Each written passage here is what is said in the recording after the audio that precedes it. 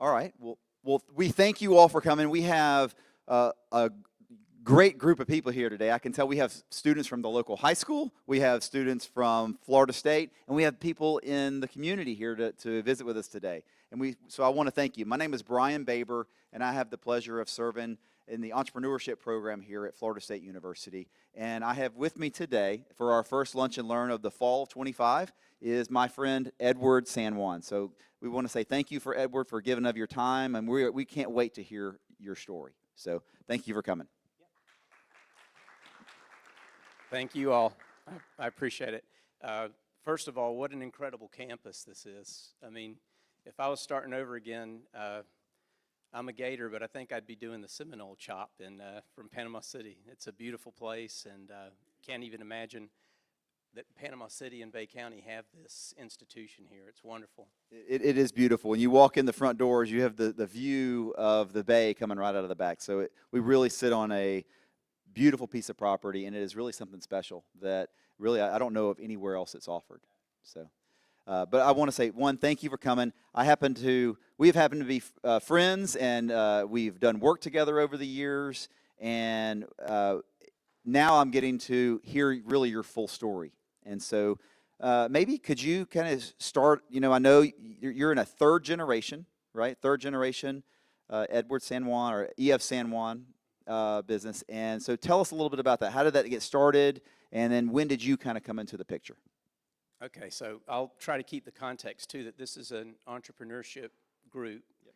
And I would say the spark of entrepreneurism was from my grandfather. So that would have been a fourth generation if he had been in this company. My dad started it, but my dad learned woodworking from working with his father, who had a cabinet shop in Hialeah. And so I was born there in Miami, moved to South Georgia. Ultimately, we wound up being here after they sold a furniture business. But I always worked with my father. He started EF San Juan Incorporated. Next year will be 50 years ago. Wow. So 1976 is when he started, and he was actually a manufacturing consultant. So I guess I'll tell you something in terms of entrepreneurship. There's an evolution. Most businesses that succeed, they evolve. They don't necessarily stay doing the same thing that they started with. And so my dad started doing that.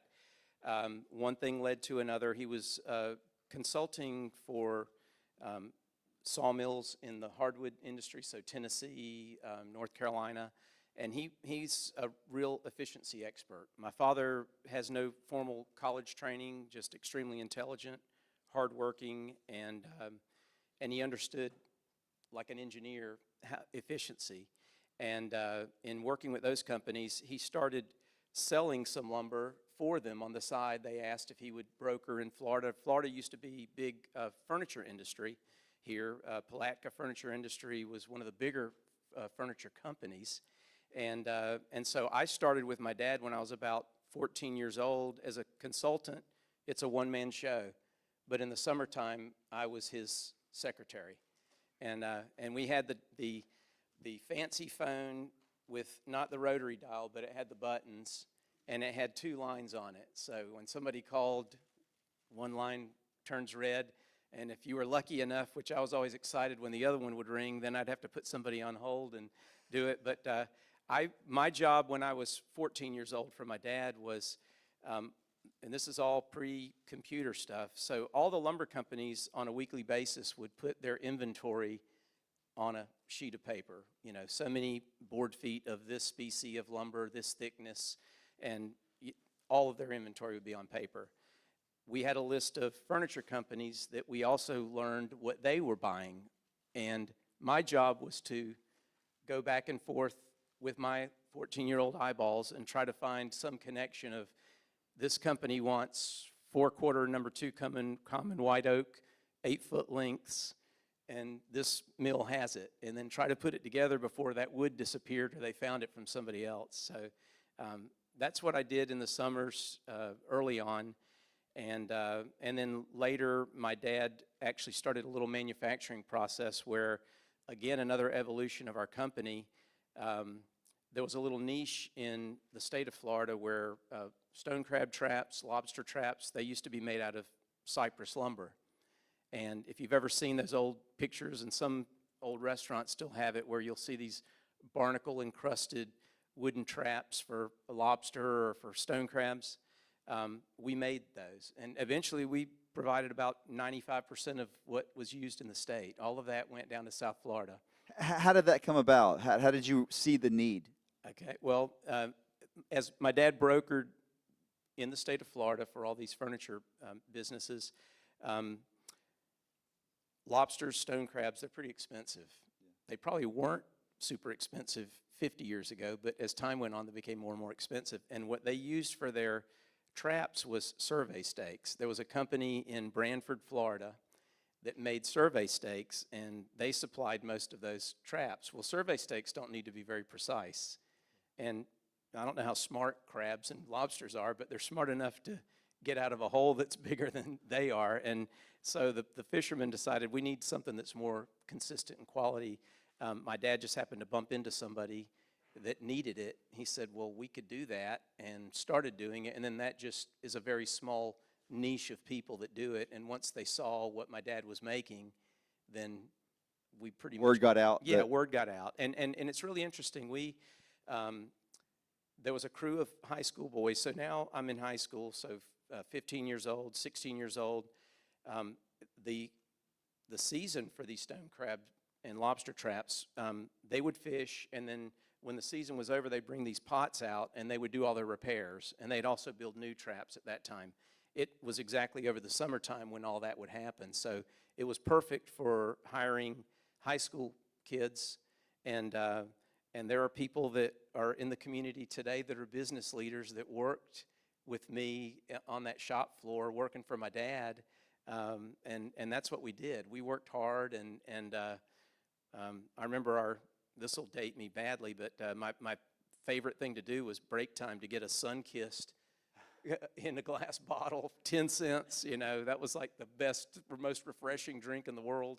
I could probably drink 3 of those on a break time. But yeah, we did that in the summers. And then kind of what happened, I don't know how many of you have the pleasure or displeasure to work with a parent. You know, all of you have parents, but parents can be pretty demanding of a child in terms of what their expectations are.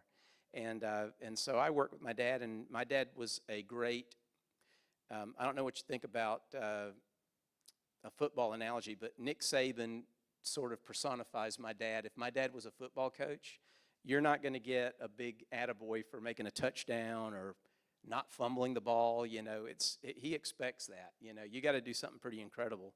And he's looking for all the little stuff that you're not doing perfectly right. So after all these years of working, I'm like, well, I want you to be my dad. I don't think I want to have you as my boss. And I made a decision to go to college and work still in the summers for my family, because that was an easy way to make some money. I didn't have to go looking for a job. I would just work there, work hard, but it was assured work. And my dad actually sold our business. He sold the sawmill, and a family learning lessons in entrepreneurship. Don't start a business because you want to employ your family. You know, there's got to be a legitimate economic reason to do it. But somebody had good intentions, and it probably worked for a little while. My dad financed it, and he wound up taking that business back. And I had about a year left to go in graduate school. And at that point, my dad always made it clear that he would love for me to come back. It's my sister and me, and I'm the oldest. And he wanted all his kids to come back to Panama City. And different now, there are more opportunities, but then there really weren't. Everybody thought of, you know, Atlanta, Miami. Tampa wasn't even a big thing then. You know, now it's a place to go. But he made me an offer to my last year in graduate school to come up with a business plan, because we're not going to be making crab traps anymore. They preserved crab traps and lobster traps with creosote and burnt motor oil. And somewhere along the way, people determined that that wasn't a very good thing for the environment, so that kind of went by the wayside. We weren't doing that anymore. So came up with a business plan, and we would work together in this business, kind of started from scratch. And the first year, it's him and me. What year would that have been? 1987. That's 1987. Yeah. Okay.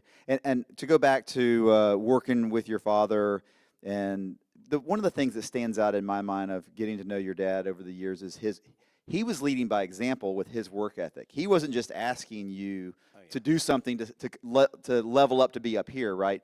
He was already up there, and he was asking you to come to him. So could you talk a little bit about leadership by example? Absolutely. But both what you saw in your dad, and then how you have taken that forward in your own company. Well, I do think it's important. I don't know that anybody really admires somebody that asks them to do things and you don't believe that they could do them yourself. So when you see it, that seeing is believing for sure, right? I can only say that it was an inspirational thing. If I ever felt like I'm too tired or I don't want to do this, and I'd see my dad doing what he would do at a 25 years older age, it was something that would push me. And, strangely, this is something that doesn't always work either, because your children always aren't a similar personality type. Sometimes they're 180 degrees different, We do a lot of personality testing in our company now, and strangely, my dad and I have almost identical profiles. Really? So that kind of helps that we get each other that way. It wasn't a big push, but it definitely was inspirational to know how he worked and what his expectations were. Yeah. One of the things that stands out to me with working with your dad was, it'd be in the middle of, it'd be hot August, right? And he would come to the job sites, and he and another guy would do the measuring for the trim work. I couldn't believe that he actually did that, but he came out and did it, and he just led by example, and just if it was hard, it didn't stop him from doing it. No doubt. And I'll tell you, just on that line, the idea of, you said third generation. My son Eddie is 31, and he runs the actual manufacturing part of our business now, and oversees that, but brings a lot of ideas that you young people learn and know about, and we never thought about. So my dad's replacement in the field is a robot, a LiDAR robot. It goes, there's a guy that goes and he takes this thing into the middle of a room, and it pixelates the entire room, and they do that in every room, and he can do about 3 to 4 houses in a day, which used to take one person all day to do one house. And the bad news with that is if the house was in Tallahassee or in Naples or even in South Walton, if somebody changed something, they'd have to go back over there to go remeasure it. When we do what we do now, it's all digitized, and they can just cross-section and get all the information they need right off of that. So my dad and I are kind of looking at this like, something from space, we can't even believe it. I can only imagine whoever it was presented the idea to your dad. Hey, Dad, do you know if we bring this into the room here, we can do these measurements so much faster? What was that like? Yeah, well, I'm the one who presents it to my dad after my son presents it to me, and he presents this idea, and my first question is, well, how much is this robot? And when he told me, I'm like, what? We started. I'll just tell you, our first year, it was May of 1987 we started, and our total sales were $35,000 that year. So this robot was $42,000. So my brain still thinks of dollars that way, Not that I would be too tight to make a good investment, but it was like, what is this thing going to do? How can it? And my son has learned enough about being with me that he presents me then a spreadsheet with the payback on the machine and how much more work we could get done and how accurate it'll be. And so then all I had to do was tell my dad that part of the story, and he was, well, if that's the smart thing to do, let's go ahead and do it. That's fantastic. Yeah. Let's go back to some of the early years of getting EF San Juan off the ground and up and running. What were some of the initial challenges you had? Because now you're known. Your name is synonymous with quality and craftsmanship. But how did you get that out into the community? What was that like, those growth years in the beginning? Well, yeah, it's kind of crazy sitting up here and hearing that. You kind of go back, and I'll just say this: if you're always striving for excellence, you're constantly improving.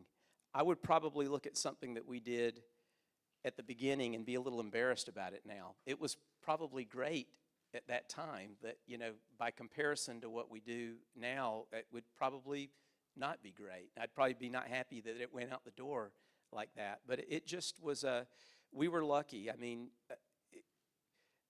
my dad always says the harder you work, the luckier you get. And there's definitely a lot of truth to that. But I will also say that luck does play into it. And we had no idea when we started doing what we were doing that this little place called Seaside was almost simultaneously getting started. And the idea that we would be exposed to architects and designers that were internationally renowned and who had standards that were beyond anything that we ever conceived, we're both competitive people, and we're achievers, and we wanted it to be right, and we learned a lot that way. So I think we were lucky. We had great people that we worked with. We learned a lot from a lot of our customers. We had some customers that were they could have been designers themselves. They were builders. They were people that you grew up across the street from me. You and your brother were kids when we were getting things rolling over there. But we learned a lot from our customers. We learned a lot from these architects and designers, and we just kept pushing ourselves to be better and better. And I think it was a natural evolution. We weren't resistors. We just wanted to be the best, and it evolved that way. When someone was looking for the best, they would go to you guys. Something that stands out in my mind, I remember getting a tour of your office and plant, and it wasn't the plant that stood out so much. It was actually the office. We came in it was after hours, and you were giving me a tour, and I looked out in the room, and everything was perfect. Everything was precise. I'm talking about people's desks, and the paper was here, the pen was here, the computer was this way. Everything was perfectly organized. And I said, how is this so? How do you keep everything so neat and organized? And he said, and you said this to me. He said, well, we strive for excellence in everything that we do. And one of the things I will say to my team is, what are you going to choose not to be excellent at? And that stuck with me it stuck with me all these years, and I've never forgot that. I was thinking, what am I willing to not be excellent at? And so you guys you set the bar for so many people, and even admirers, right, from afar is we want someone that strives for excellence so we can see what that looks like and go after it too. So. No, I appreciate that, and it's true. My dad always said, we don't want people walking in here wondering when do we become excellent. So the grounds are kept nice. The bathrooms are spotless. The cars are parked as though somebody purposely aligned them, not just randomly all over the place. And it sounds a little bit overbearing, but really it's just a mindset, really. It's a mindset of an example. We've got 20 key behaviors that we've kind of put out culturally for our team. And we copied that from Ritz-Carlton. If you ever have the good fortune to go to a Ritz-Carlton, you could go to one, wherever you're at, in Nashville or in Amelia Island, you're going to get unbelievable service. And these key behaviors, they don't call them that. They call them something different. We didn't copy exactly what they called them, but essentially it's a key behavior to try to get culture in. But they have 20 of these, and they go over them every day in every meeting. No matter where in the country or the world they have a hotel, and it's just part of the culture that they have. It's what made us successful, what makes us different, and the people that work there believe it. They say them, they believe it, and I don't find a day where I'm not repeating one of those, even to myself, because sometimes I kind of want to think of straying away from one of those key behaviors, and that's what keeps me on track. But holding yourself to the highest standards is one of our key behaviors. And the example that I give when I wrote this, and it was on me to come up with these key behaviors. It's part of a little exercise we did. And I said, pretend that you have a loved one who's on a surgery table, and the surgeon's in there. What level of expertise and greatness do you have of him? How many mistakes do you want him to make? Is it even permissible? And then, everybody's, of course, 0. how much talking can he be doing with the nurses about the football game this weekend and what he's going to be doing tomorrow while he's operating on your loved one? And the answer is, really, we don't want any of that. We want him just totally focused on what he's doing there and to do an exceptional job. And so my retort to everyone that agrees with that is that why should we be any different? You know, we're not doing life or death things with people here, but we're doing things that matter to other people, and to us, from a sense of pride and what we expect of ourselves, we should hold ourselves to the highest standard and do the absolute best that we can. So that's the mindset. Do we fall short sometimes? Sure, and thank goodness nobody's life's on the line. But that's the thought process that we have. So when you started in the 80s, was it 87? 87. At 87, it was you and your dad. Mm-hmm. How many employees do you have now? 120. 120 employees. That's amazing. I mean, there's not a lot of employers here that have 120 employees. How do you find 120 people in small Bay County to line up with those 20 key behaviors and that are going to be a fit with EF San Juan? Right. Well, I mean, at first we probably did it a lot like everybody does. You throw an ad out, and if somebody shows up and you seem like you like them, you hire them. And, you know, doing it that way, we were able to build our team up. But we also started realizing from our own point of view, but also our teammates, the amount of time that we waste getting wrong people into a seat. You know, so this is not something that we do in a mean-spirited way, but we really want to help people get right people in the right seat, and to help people get where they want to in life. So we really work hard to go through a screening process that matches people up well with the kind of job that we're doing. So we define the job. We might have a poster child for this work. In other words, if we can have 20 of this person doing this job, you know, that would be unbelievable because of the traits they have on that particular kind of work. Wouldn't necessarily work in another job that we've got, but for that particular job. And we create a document that kind of lets us find out if this applicant is going to be a match for that. And what we found is a lot greater success rate in retaining people and getting people right to start with. It's not inexpensive. Again, these are investments that we do, but our goal isn't so much even from a selfish perspective. I've only worked for this company my whole life, but I know how I would feel if I went to work somewhere and then I was let go.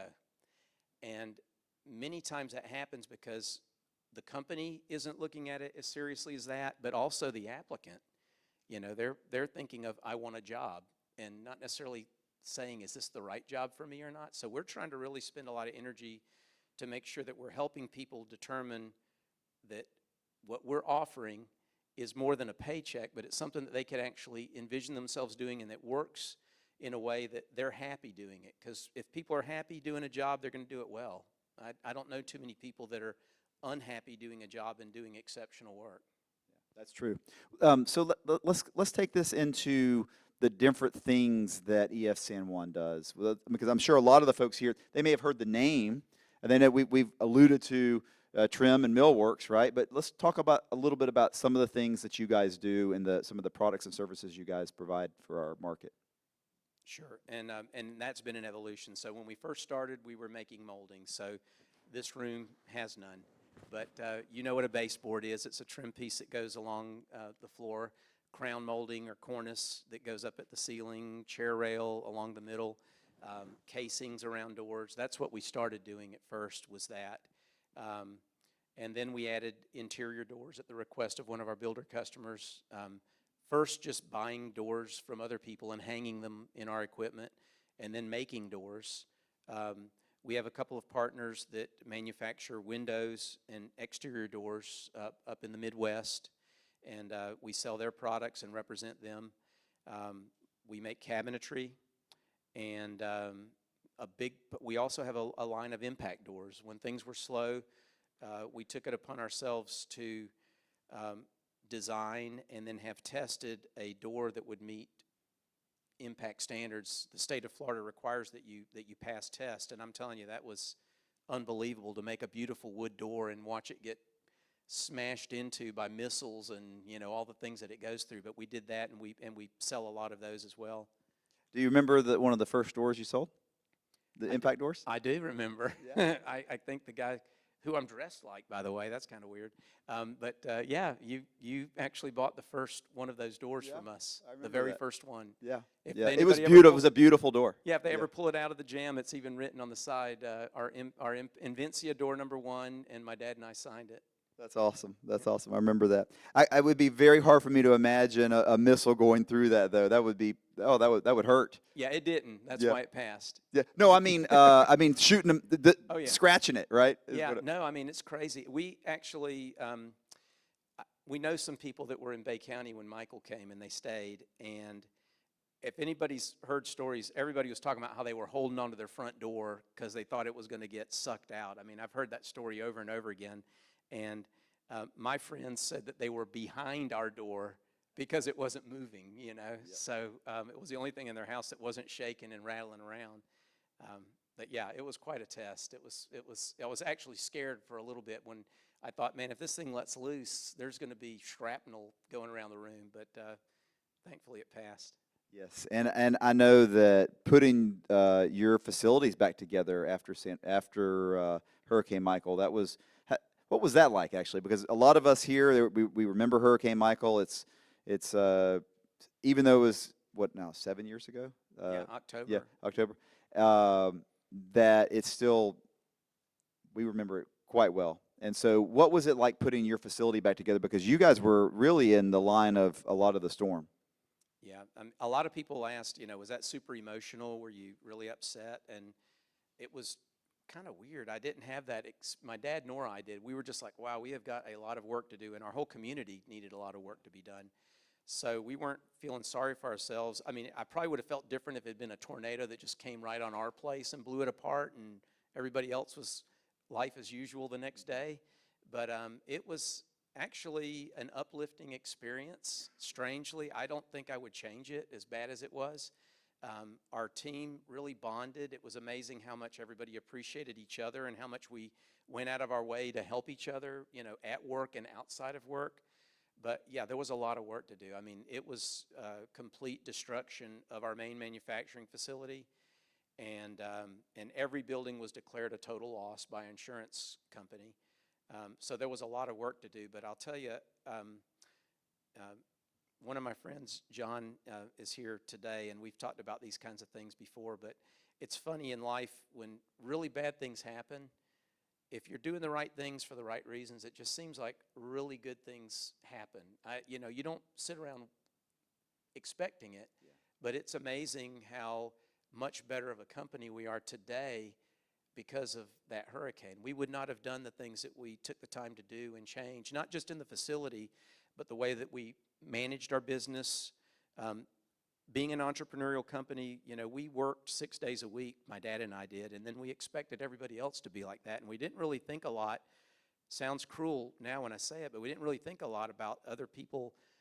If you've just got 1 day a week, you know, we were thinking, well, you're making good money working 6 days a week. That should be great, but, you know, people got to mow their grass, buy their groceries, do their stuff, and then come back to work. It really wasn't a great lifestyle, you know, to be working all the time like that. And my dad's a Depression-era person, and he raised me. I never kind of lost that mentality, I guess, and felt fortunate to have a job. But my son and others, after the hurricane, with that pause, reminded me that, man, we don't really know that we want to get back into that the way it was going. So we literally changed our entire management system as a result. I consulted a friend of mine. He turned me on to a book named, the title is Traction, written by a guy named Gino Wickman. And the management system, which if the longer you're alive and you like business, you're going to read all kinds of management books, and there's a million different ways you could go down rabbit holes. But I read this thing, and I was like, wow, this makes complete sense. I could see this being applied to our company. I gave it to my dad, who, no disrespect to say, but he's like the cynic of all cynics. You know, if he reads it, he's got to really believe it. And he told me, I think this could work too. And this entrepreneurial operating system, that's what it's called, EOS, we adopted it, and it has completely transformed our company. And if it wasn't for the hurricane, we would have never done that. Yeah. Why don't you talk about, because we actually do talk about some of the things from EOS in our program, but why don't you kind of give the audience an idea of what are some of the things that changed from before hurricane to after hurricane as you embraced Gino's philosophies, if you will. So just show of hands real quick. Has anybody heard of Traction and Entrepreneurial Operating System in the room? I know some have, a few have read it, but I just want to not be too. yeah. So Start at the layman's level. right. Yeah. So on a basic level, I'll just say this on meetings. If anybody's been in meetings, one of the things that tend to go on is the meetings go on and on, way too long. A lot of stuff's talked about, and then everybody comes out with no mission. There's nothing done. You can come back to that meeting room a month later, and nothing has happened. With Traction and this entrepreneurial operating system, there is a defined 90-minute cadence to how the meeting works. And it starts out with, how was your day? Good news, personal, good news, business, and we go around our leadership team or the management team. Every group, there's different groups that do it, and that's how it starts, kind of gets things rolling that way. We look at some key indicators. So there are several minutes of the meeting at the front 30 where you're doing this. The last 60, you've got issues that you've identified. And one of the hard things for entrepreneurs and most people is you're identifying an issue, you're not solving it. You know, the purpose of the meeting is to then discuss and solve the issue. And what happens in that process is many times the initial issue that's brought up is not the real issue. You know, the discussion churns up what is the issue that we really have, and then the solutions create to-dos. So from every meeting, you know, if there's a great discussion and we've come up with some things that have to happen, somebody in that room's getting a to-do that is going to advance a solution phase of that issue and solve it. We get so much work done, and when you think of it happening at every level of the company, it's phenomenal. Everybody in the company has numbers that are metrics that they are gauged by, and it doesn't mean we turn them into numbers, but it means, you know, what gets measured gets done. And I think everybody likes it a lot because they know what's expected of them, you know, and they can see progress. And now, you know, one of the things I love about going on tours is I discover things that people are doing. I'm not out there, you know, making shadow boards or telling people how to move equipment or do this and that. And every time I go out, I see things that have been changed by the workforce to make it more efficient and better. You know, they feel very liberated and able to go and make things better. They're not waiting for me to do it. It's something that they're empowered to do. And that program just really gives us a framework to do it, and to do it credibly and to do it well and consistently. I mean, if you haven't read the book, read it. It may be hard. I remember when I was in school and you don't have a context to put it in, it may be a little hard, but it's definitely worth the read. Yeah, I read, you're the one that recommended it to me, and I read it, and we actually adopted 90, which is, it's the non-esoteric version of that meeting, okay? And I remember one of the things that my team appreciated about it was that we knew we were going to have an end date, an end time on our meetings. It was the 90 minutes, it's 90 minutes. Right. It doesn't go a minute longer, and you're very careful about that. And that frees people up to be able to think and engage during the meeting so that they can go about their day when they're done. But they have that list of to-dos of the things that came out of that meeting. And you discuss issues at the time of issues. Right. So, yeah, I fully embrace it, and I can see how it could be extremely helpful for a larger organization like you have. Yeah, the bigger you get, the better something like that is. Yeah, absolutely. So let's talk a little bit about, we were talking ahead of time about some of the projects that you guys have done that you guys are proud of. You're proud of participating in. And so you mentioned Seaside earlier. And what are some of the standout projects that you guys have been involved with that you're particularly proud of? And tell us why. Yeah. And it's kind of funny because some of the things go back to when I was actually involved, and so they mean a lot to me because when we were smaller, we would meet with a homeowner and help them design what they wanted and then build it and then get to feel the reaction of you know, what they felt when they saw it in place. So a lot of those early jobs that I see really in Bay County are special. Working with you, you know, we created a line of moldings that were exclusive to your company. And the AR was the prefix, and then whatever the number came behind it was a crown, a baseboard, or whatever, but those were special things. I'd say now, quite frankly, I'm pretty blown away by what I see them doing, the young people, you know, my son and that whole team of people with technology and what they're producing safely. My generation and older, there are battle scars from being a woodworker that, you know, one is complacency, you get comfortable doing something, but it's just inherently dangerous work. So technology's made the work a lot more safe. You're more distant from the thing that could mess you up. But it also gives you the ability to make way more complicated things and do them very well. So, you know, Alice Beach has been a great place for us because 30A had matured to the point where from day one it was extremely high end. And I don't mean that from we only like working on expensive stuff, but what the expectations were extremely high. The Zuma Fitness Center there, the exterior of it is this incredible. We bought 2 semi-truckloads of mahogany, and all of that exterior is made of like Lincoln logs, if they even have those anymore. When we were kids, we liked to build things with Lincoln logs. Lincoln logs. Yeah. Any of you guys remember Lincoln logs?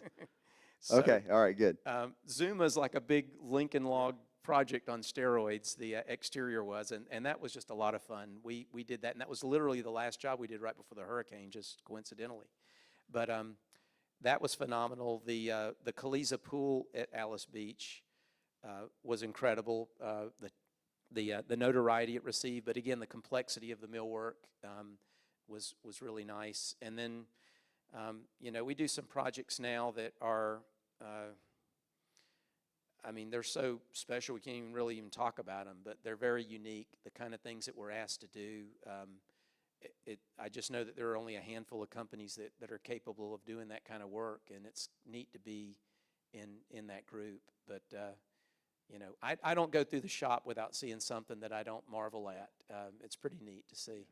You know, something that I've noticed over the last few years that you guys are doing that I had not seen before is maybe it's your son that has led this charge, are the videos of certain projects, lessons on millworking and things like that. So, kind of, how did that come about? Because that's something maybe a lot of these students would be able to relate to is the video side of it. And so, Right.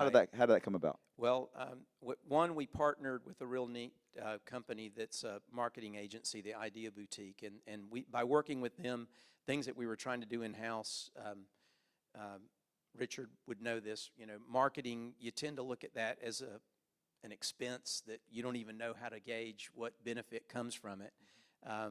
We decided to farm that out and work with a company that they also publish a magazine that is perfect for our market, V Magazine, and they're the ones that started doing those things. My dad, if he was sitting up here, you would be pry-barring the words out because he's extremely silent. He's a great listener, and what he says, it gets right to the point, and there's not a lot extra. I probably talk a little bit more, but I don't seek out those situations. And I told you that we had similar personalities. My son Eddie is a lot more outgoing in that regard and very comfortable doing that. And I think they just found a perfect host for that show and the idea that people might have an interest to learn what we do. So that series, Real Wood, is one where my son will go, and maybe they're 3-minute videos or so. We'll go through a project and just kind of show things and maybe even describe some of the stuff we've done. If it's complicated, there may be 2 or 3 episodes that show the parts and process being built, but really it, again, was right people, right seat. You know, I wouldn't have been signing up for year after year of that. He does it naturally. Yes. Is your dad emailing yet? Yeah, he's emailing. So, yeah, his biggest pet peeve right now is the the robocalls that come to his phone. Oh, and he no. keeps Oh, telling me, no. how do you get these off? I was like, Well, stop, I remember- stop answering the phone. I remember you telling me that he had emailed once and it said, "This is my email" or something. We had a good laugh. But okay, let's go back to some of the projects themselves. Um, what, like, when you meet with a client and they're kind of trying to cast their vision of what they want to do, how much of it are you allowing them to show versus what are you saying, this is the direction I think we should go? How do you do that?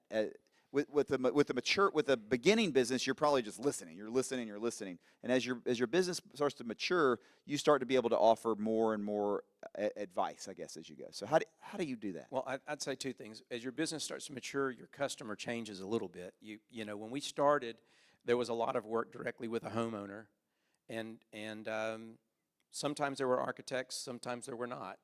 Many times there weren't designers. So we kind of filled that void. Somebody had an inspiration. They'd show us some pictures they took out of a magazine or something, and then we would show them how they could get to that. So sort of self-taught and understanding of wood, how to work it and how to make things put together. Some people look at a thing and don't realize, they'll see a beautiful mantle and don't realize it might be 20 components put together to make it. It's not like a machine just created that thing out of one spit out. And when they start to see all the little parts and pieces come together, then they get it.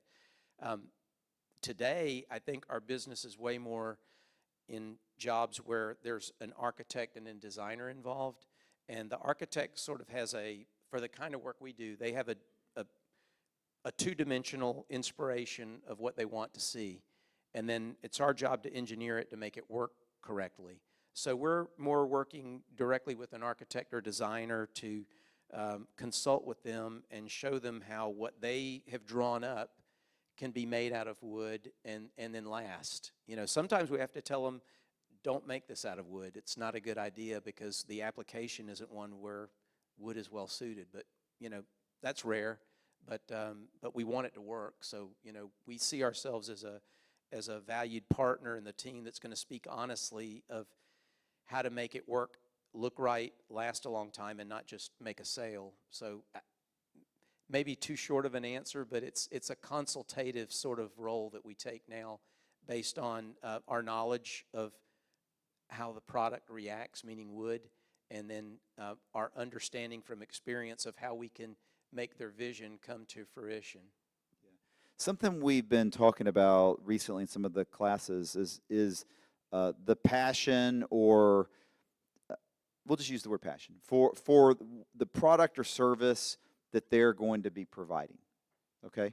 And can you talk a little bit about how do you see your passion or your dad's passion or your son's passion for woodworking? Could you take that passion and put it into another industry, or is your passion specific to you guys just love working with wood? Yeah, that's a good question. So my family came to the United States making cigars, so not wood.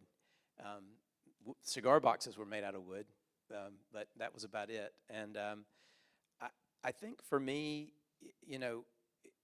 and this is kind of the part that may not sound super, I actually envy an artist who's from 5 years old knew, I want to do this. This is what I want to do. And then they go on and they go through all their trials and tribulations in life and succeed in that way. I would say that for me, I liked business. And I guess the business that I knew was the business that my family was in. I probably could have applied myself in a different business and done things. And I'd like to think that I would have done well and succeeded. I think the main thing is internal. It's not easy. I told you 50 years. Most people would think that this was like an overnight success story, but it's a 50-year overnight success story. And that's a lot of time and dedication. It doesn't happen right away. So having a great partner, in my case, my dad, who supported me in weak times and probably him, when things were going rough, was important. I would like to tell you that it was the passion for wood that made it all work, but I think what the passion was for exceptionalism, to doing things at a very high standard, and and this may sound a little bit egotistic, but the recognition of doing it extremely well. You know, when I hear today that something's hard, I get excited because that means not everybody's going to try to do it. And I would just say that in life, look for those places because that's where you can prove that you are kind of la creme de la creme. You know, you're at the top, and you weed yourself out from a large mass by just undertaking that endeavor. And then when you commit yourself to doing it well, it doesn't always. I would say most people tell me, and I agree because I say the same thing to others, how you define the company is how, or the person, what do they do when things go wrong? And I'll tell you a lesson that I learned from my dad at the very beginning. We had a job. It was in Apalachicola. I'll never forget this job. It was for a historical restoration back when we were only doing moldings. And it, for us at that time, was a huge job. At this point in our business, whenever we had a job of any size, I would get in a truck. I would drive to Eufaula, Alabama, and I would load this truck up. It was a flatbed with a couple of bunks of lumber so that we could bring it back and process it for the job at hand. And this job needed 10,000 linear feet of a beadboard. And when we got the sample of the beadboard that we were going to make, my dad noticed, wow, this bead is really not round. It's kind of wonky looking. I'm going to do them a favor, and we're going to make that a perfect bead, you know. So we made our little template and ran that 10,000 feet. Our driver got out there to the job and expecting to get accolades of how incredible this wood was. It was so beautiful. The driver calls up. He goes, Edward, we got a problem. I'm like, what are you talking about, a problem? He goes, yeah, this molding doesn't match. I was like, it's perfect. What are you talking about? He goes, well, it doesn't match what's up here. This 10,000 feet isn't the whole job. The whole house was made out of this molding, and they're just patching it in here and there. And I was like, what? I mean, my reaction as a 20-something-year-old was, well, they're just going to have to take it, and they're going to have to pay for it. And, you know, my dad heard the kooky on the phone, and he says, what's going on? And I told him, and he goes, well, tell him to bring it back. I was like, what? He goes, yeah, bring it back. We're going to go back, get some more lumber, and we will work over the weekend, not Sunday, but we're going to work over the weekend. We'll get it back out to them first of next week, all like it's supposed to be. Grind new knives, make the whole thing over. I was like, Dad, we don't have any money. What's going to happen? This is terrible. And we did that, and that builder would never stop talking. The whole time I've ever known that guy, that's the thing he remembers. He sold all that other stuff for us within a year's time and used it on jobs where he could. And that just taught me a lesson of, wow, you can't do it right when it suits you. You got to do it right all the time, you know. And that was one of those hard lessons for me, that at a time when that meant a lot financially, it seemed ruinous. You know, my dad did the absolute right thing and didn't care about the money part of it and took care of the person and the job, and then everything else took care of itself. It was pretty crazy. You got to do it right all the time, not just when it suits you. That's right. That's good. That's excellent. That is memorable, and I know it was for you so many years ago. I mean, I remember it like it was yesterday, no doubt. Yeah. You know, we were talking about challenges the other day in the class about students. They're gonna wake up in the morning. Somebody's gonna have kicked them in the mouth, and yet they're gonna have to keep going. Okay. Can you tell us any stories kind of like that, you know, where there was a challenge in front of you, but you had the fortitude to move forward with it? And how did you do that? How did you pull your bootstraps up and keep going? Yeah, I feel like I had a little bit of a cheat code in that I worked with my dad, and our family, you know, we love each other more than we love money, and more than we never left a day arguing with each other. You know, we could have had a problem during the day, but we made it a point to never leave cross with one another after work. That's awesome. So there was a sense of, from my side, you know, the love for my father kept me in. But I will tell you, there were times when I had the grass is greener syndrome, you know. I remember one time we went on this trip, and we were looking to buy a machine, and we went to West Virginia, and it was so beautiful and different. And I'm like, man, this job is, I'm stressed out. You know, I'm working hard. I don't see that. I don't know how we're going to get ahead. I'm working all the time. You know, at this point, I'm having children, and it just seemed like life was going fast and everything was hard. And I'm like, I think I'll move to West Virginia, and I started saying all the things I was going to do, and I'm basically going to build the same company that I've already been working 5 or 10 years to do. And I'm like, why would I do that, you know? But yeah, I mean, there are times when you literally feel like there's a better way, something better. You just got to kind of, thankfully, I've got a great wife. She wasn't one that if I came home with that problem was going to be, yeah, the world's terrible, everybody's against you, you know, you should move to West Virginia. She would make me see it from a perspective of, maybe you're crazy when I'm moving to West Virginia. But, you know, give me some perspective that helped me to work. And I recognize it. I see it in everybody. I mean, it happens to me. It can happen to anybody. And sometimes I regret it for people when they lose an opportunity with us, when I see their potential, but they just can't stay that little extra time to get over the hurdle, and they start all over again. And I've had stories from a few people that still contact me and let me know that, wow, I wish I had stayed with it because this is where I might be. So it's not unnatural to second guess. And I'm not saying that there are times when it isn't the right thing. You know, if you're in the wrong place and doing something that you don't see yourself loving and it's making you miserable, then yeah, a change may not be a bad thing, but it can't become a habit, because quitting can be a habit, and you don't go very far when that's the way that you work. Speaking of, so when people are applying to be hired at EF San Juan, and you're looking at their resumes, and you see when they have, you know, some people might look at, well, I've got all these different experiences from all these different companies. Is that ever a red flag when you see someone has worked for worked for 5 different companies in 5 different years? Over 5 years? Yeah, maybe 5 years. We might see some things, and it depends on where they're at in their life cycle, you know. But you know, I would say sometimes you see 15 moves in 10 years, and Yeah. it does make you wonder. But we ultimately we look at, could this be the place that's right for a person? That's what we really try to do. Is it the right person, right fit? Do we have the right seat for them? It doesn't enhance. You become skeptical of those kind of resumes for sure. So, you know, just from a self-preservation perspective, be mindful of the fact that, you know, if you're jumping ship every 3 months, it's not making you look like the person that could be relied upon to put companies spend a lot of money training people. It may not seem like it, because most companies, and we're not a whole lot different, we've evolved a bit in this regard, but day one you're doing something.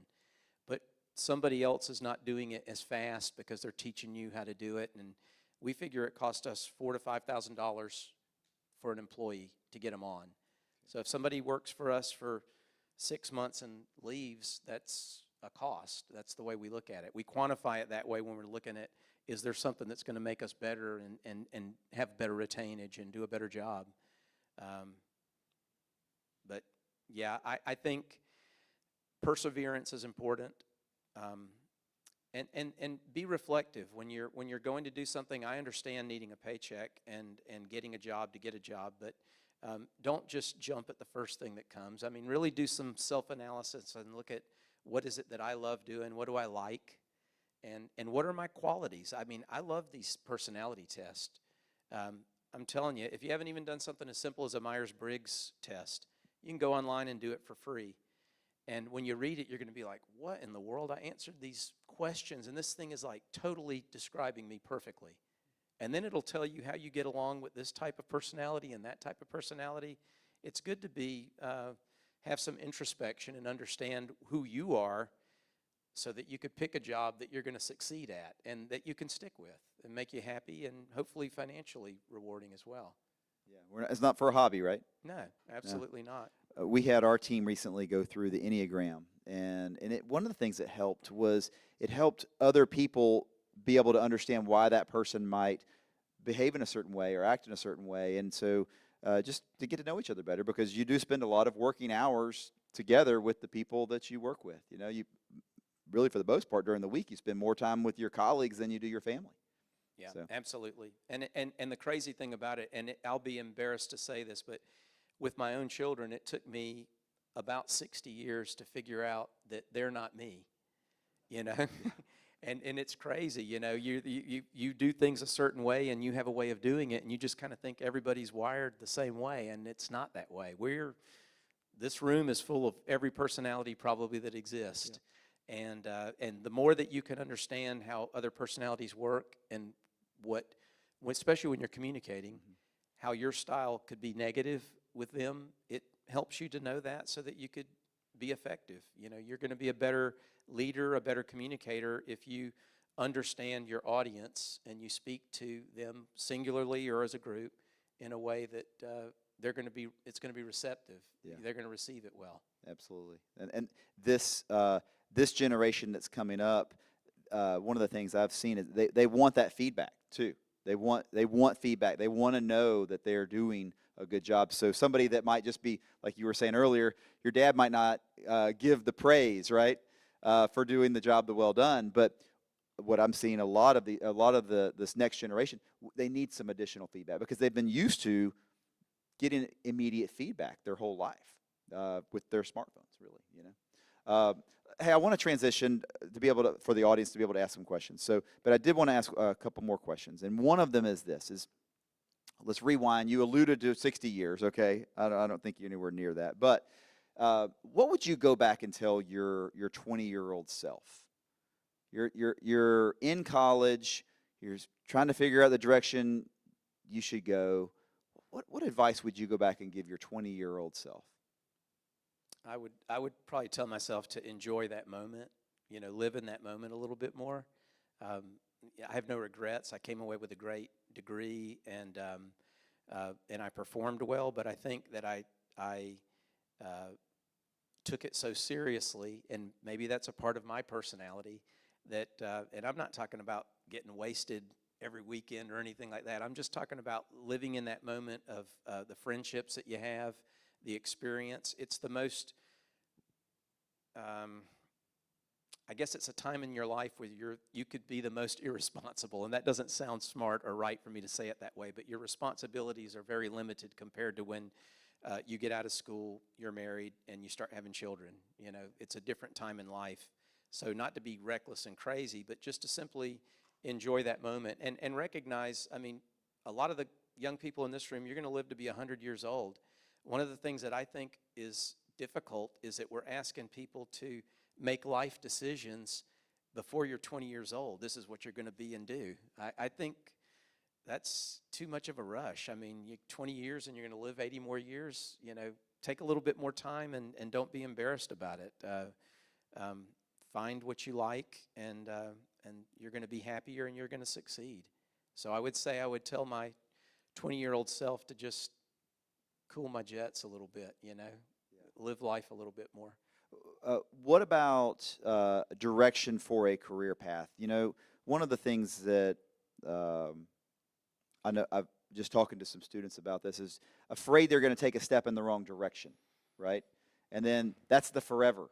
But it's not the forever, obviously, right? You can see that from the other side. Absolutely. But, so how do you get off of go in the direction of a career that might lead to some success down the road?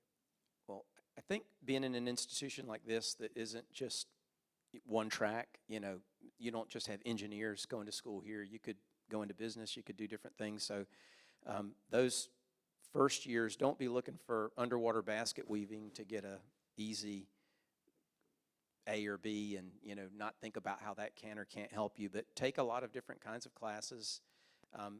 It's amazing. So I was the first person in my family to go to college, and my parents thought I was smart, so of course they wanted me to be a brain surgeon. I'm like, I'm going to be a brain surgeon. I went to University of Florida, and they say, look to your left, look to your right. Those people won't be here in 2 years. And I'm like, see you later. Yeah.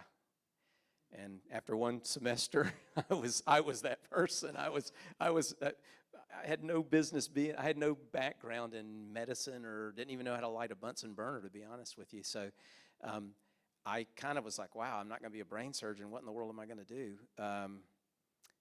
Taking some classes, the first time I took an economics class, it just lit me up. I was super, and to some of you that have no interest in that would think, well, you're kind of a strange person, but something's out there for every one of you that this school teaches, and you'll feel it, you'll know it, it'll excite you, and then I just kind of went down that path more. I took finance, I took all those business kind of classes. I was a weirdo. I took a lot of accounting electives.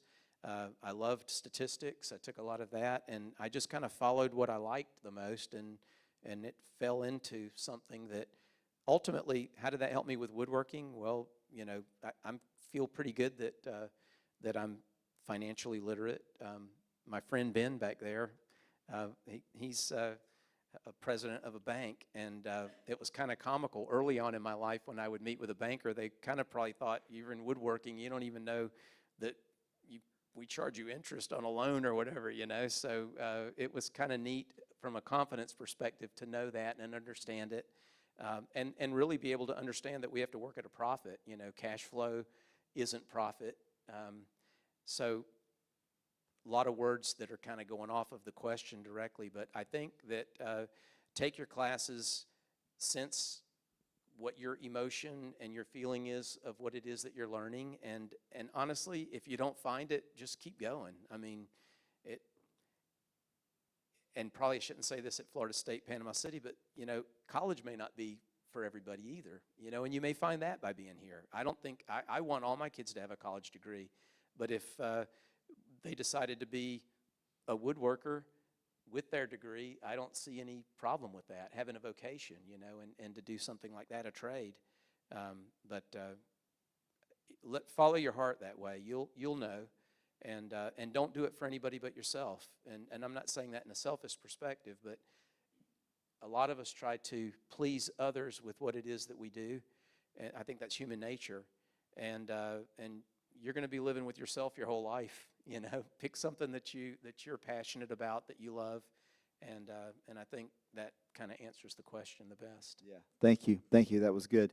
I would like to take a few minutes. I know we had some students, particularly in the entrepreneurship program, that wanted to ask you some questions. So we have a mic, and it'll kind of make its way around to whoever can ask the question. So, Owen, if you'd like to start. All right. You mentioned understanding the personality type of the people you're working with, but what specific advice would you give for people interested in going into business with family? Well, I would say that, family kind of goes everywhere. It could be cousins, it could be parents, it could be siblings. So regardless of that relationship, you have to understand, in my mind, set some rules in place, in that I've seen lots of families split apart by working together. Like, they don't love each other anymore. There are lawsuits and animosity and negative things that I don't think should happen in any family over money or a business. So I think that has to be talked about openly. I mean, honestly, a lot of problems that happen in relationships, and that's what we'll call it, whether it's family or otherwise, is communication. So get it out there, discuss it, talk about the crazy scenarios that everybody at day one's going to say, oh, that'll never happen to us, but let's talk about them, and see what we would do if that did come about. I think that's really important. And then if what you want is some diversity of abilities. So while my dad and I had similar personality types, I came into this not knowing anything about fine woodworking. I mean, I knew how to run a saw and do some things, but you wouldn't have loved anything I built for you at that point in my life. My dad was the expert and the master craftsman, and so I leaned heavily on him for that, and then I learned. But you want some diversity. If you've got everybody that's talking grandiose thoughts and ideas and nobody that can do any of it, that ain't going to work too good either. You got to make it be complete. Thank you. Next question. So you said your dad was like Nick Saban. Well, I work for my mother, and I would agree she's the same way. how do you go about, I guess, battles in the business? How do you communicate with your father without being disrespectful about a problem that he might not agree with you? Right.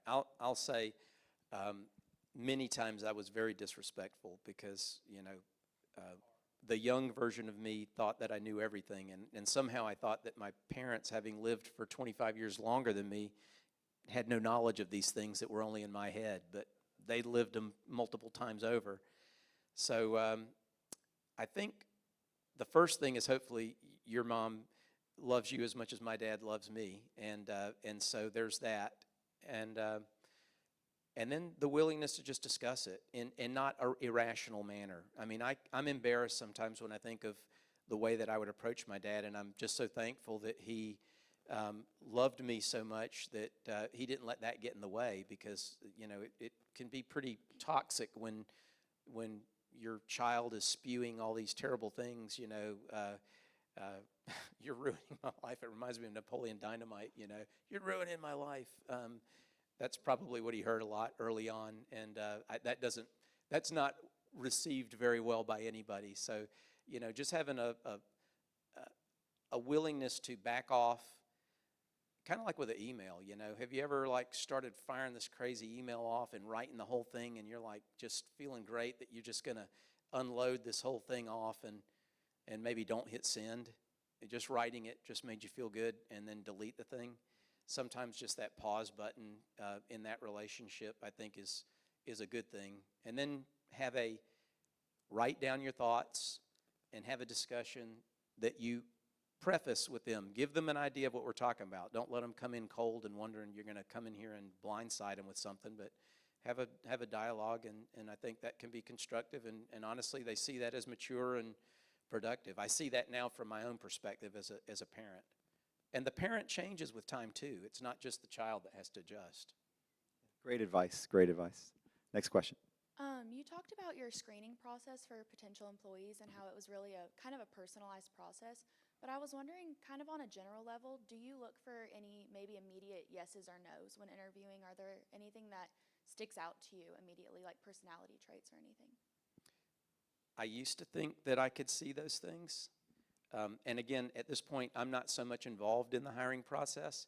I'll give you an example, though. A few weeks ago, I was in the office when somebody came in for an interview, and they said a few things to the person that greeted them, and they acted a certain way, and I felt the need to go and send an email to the HR department going, this person's outstanding. You need to really make sure that you give this person a second look. But I realized, that's what I did for 30 years, and it was kind of a crapshoot. You don't always know. I'd like to tell you that. I would listen to you and say, she speaks reasonably quickly, so I'm associating that with intelligence, and but you may be the smartest person in the world that would fail miserably at the thing it is that we need to do. So I think the best thing that if I was going to work somewhere, I would value a company that didn't just talk to me and say, okay, start Monday. I'd like to know that they would say, okay, we've done this, and the next hurdle is we're going to do this. And don't look at it like they're judging you, but they're really hopefully trying to make sure that you fit, and this is going to work for both sides. So what we really try to do is put blinders on. We look at the resumes, and we look if what we're seeing in that is what we're looking for in that ad that we put in. Sometimes people just respond to ads and they have no background whatsoever. And while I want to help people, we don't need to train them from ground zero of how to do some of the things that we do. And then we do this survey, which it looks at the personality traits, and it's not something to be prejudicial or negative, but it's something to simply say, answer these questions and let me understand who you are. And we're going to share it with you so you'll see who you are too. And what we've done on our side is our managers have already done a similar thing and filled out. And it's created like the number one personality type, the number two, the number three. So when your results come back, it might come back and say 85% match. there may be somebody else who it comes out and it's a 98% match, and there's somebody else that's 22%. We've learned enough to know that the 22% match, we don't hate that person, but there's no sense in trying to push them into this, square peg, round hole kind of a thing. It doesn't work. Now it's a matter of maybe the 95% and the 88% were the top people out of 10 that applied, and now we'll have a personal interview and ask some questions and discuss the kind of things that you can do from a legal perspective. But again, with the intention being, are we helping you, and are what we hearing things that we know can work for the job based on the experience that we've got? Because at this point, they're not jobs that we have never had filled before. We know what it's going to take. So That's good. That's good. Thank you. Next question. Do you have an example of when you realized y'all were like a level up from the competition, like better than the usual? I would say probably, that's a good question. You always feel like I guess right now I feel like we compete with ourselves, just to be better. I think, when you do something, let's just put it this way, something I'm not great at. I'm not a great musician. If you heard me play the piano, I could probably pull off chopsticks or something. If you wanted to hear something really great, it would not sound that good, and you would know it right away. He's trying, bless his heart, but he's not that good at this. When I look at jobs, I could see if the person knows what they're doing or not in the kind of work that we do. And this is another crazy thing. We're in a very competitive world that we live in. It's a system of free enterprise, and the barriers to entry vary. Our equipment's expensive and all, but we started with a shaper and a radial arm saw, table saw, 3 little pieces of equipment. So it wasn't like we were prohibited to start. I think what tends to happen is that over time, with what you've learned and what you see, there are jobs that someone will say, I can get this apples to apples from this other guy, and it's half the price of yours. And what I found in life is that the price generally reflects the quality of the product. There aren't a lot of things in our competitive society where somebody's making 100% markup and selling something for way more expensive than it should be. Generally, price is something that tells me about the quality of the product. Now, maybe I don't need the quality of that product, and I can make that decision, but if I'm my friend Richard and I'm looking at 5 bids, and one of them's 50% lower than the other 4, which are within a 20% range of each other, I'm probably thinking this guy either missed something really bad or he isn't going to be doing the thing that I think he's going to be doing. So your question was, when did I realize? One, when we could charge what we needed to charge for what we put into the product, and people respect it for what it was and recognize that it was valuable product, that it was worth what we were charging for it. And then when people came to us and said, nobody else will do this, but we heard you could. So some of those kinds of things were indicative of maybe we are getting it now, That's awesome. Did we have any other questions? A couple in the back here. Oh, there's one right here. Yes. And those of you that have the other questions, if you just kind of make yourself close to the mic so we can do those two as well, okay? So you mentioned some of the ambitious projects that your business took on. How important is risk-taking in business and entrepreneurship? Well, whether it's important or not, you're going to be taking risk for sure. So, it happens. And I think the important thing is to measure your risk, and you want to mitigate it. You can be super aggressive. We've been, I'll say this about our business, we've been a business that has grown and we've never taken on debt. And I'm not saying that that's the only way to build a business, and my friend Ben wouldn't want me to say that either, but it's the way that we built a business, and it meant that we grew very slowly. You know, I'm proud that we have 120 people, but there are companies over that span of time that have thousands of employees that have grown, and there's no way you could do that without debt. So for us, probably context. Again, I said my dad was a person that was raised in the Depression, and those were some terrible times that people lived through, and it influenced people greatly. So my dad always felt like, you know, we got to work within our means and do things. But just being in business in general is a risk. You know, thankfully, I had a wife who had an income to start with, or we would have had a problem because I wasn't making really any money to speak of at all to start. That's a risk. But the reward that I saw was if I work hard, I feel like in time this is what we can accomplish. So I think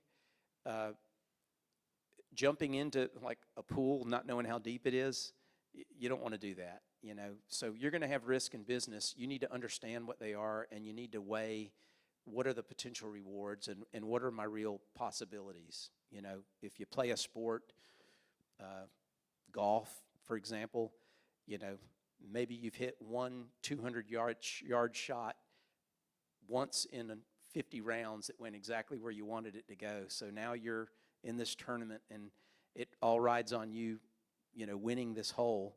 Are you going to go for that 1 in 50 thing that you did once? Or are you going to do something like maybe more conservative, and I'm going to take this shot for 120 yards, and then I'm going to take this 80-yard shot, which I know I can do with 90% probability and make this happen and win. You're going to measure your risks. So you're going to have them, measure them, quantify, you know, what this means. Don't take risks that if they don't go right, and there's a high probability that you're going to lose what you got. You know, that generally, I mean, that's like riverboat gambling. It may work sometimes, but most times it won't. Does that help you out? Thank you. Yes, Mhm. sir. Thank you. We have time for a couple more questions.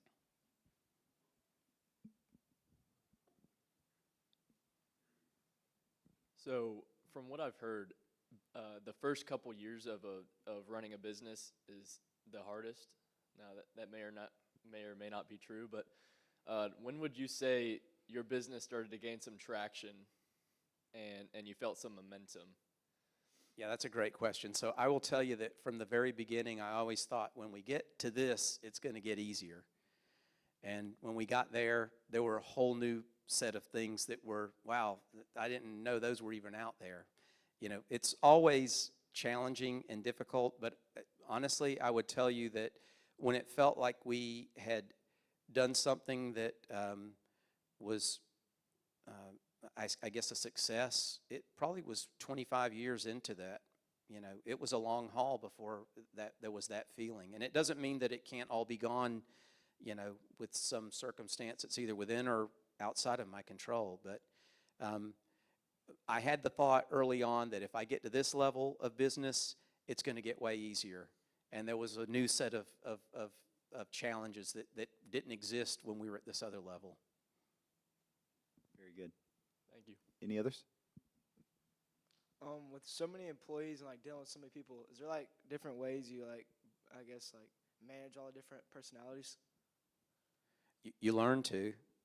You know, at first, my way was only my way, and that wasn't that great. You know, it was I mean, it worked, but I think that that this version of me is a lot better. I recently was out at a job site with some young people that I think have got great promise for our company.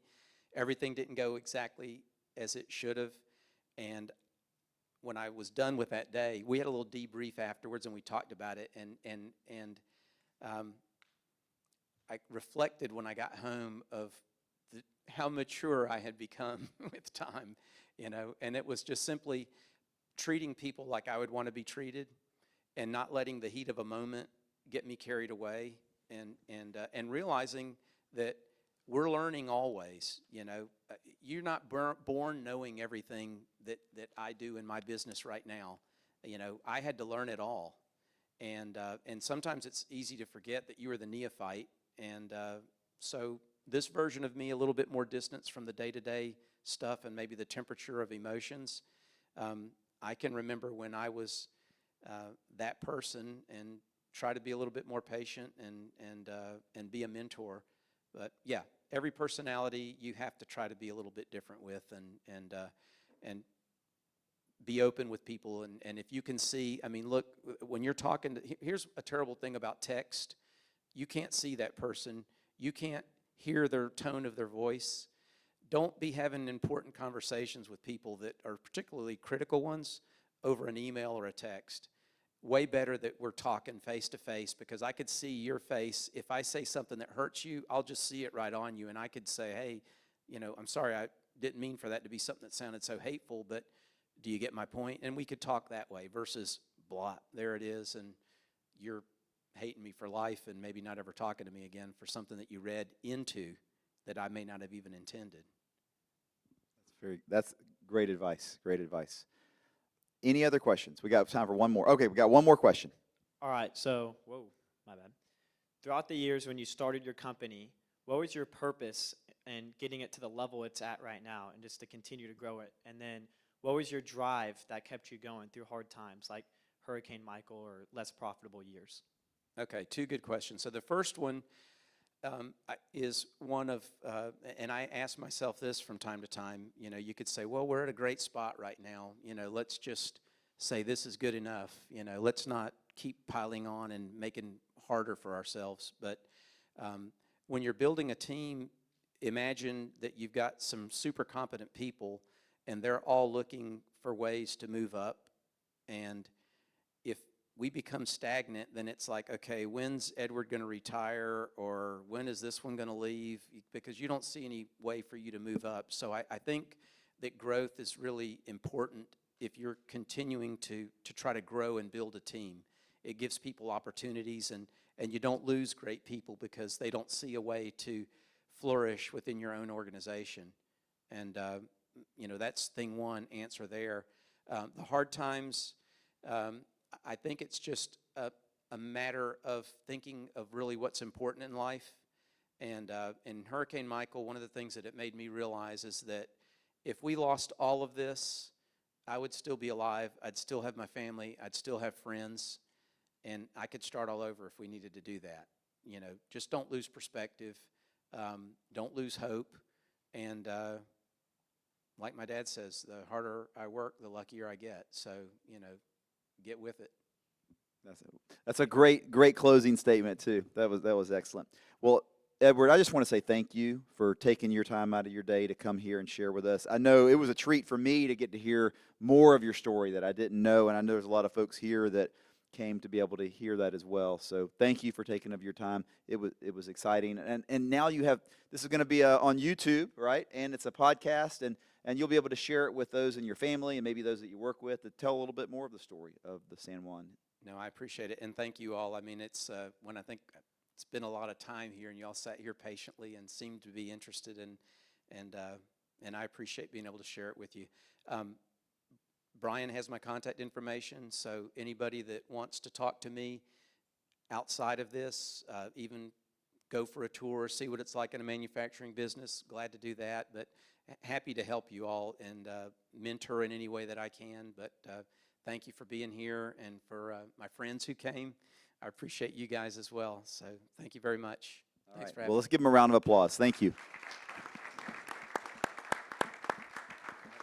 You guys are dismissed. Have a wonderful rest of your day. Thank you again for coming.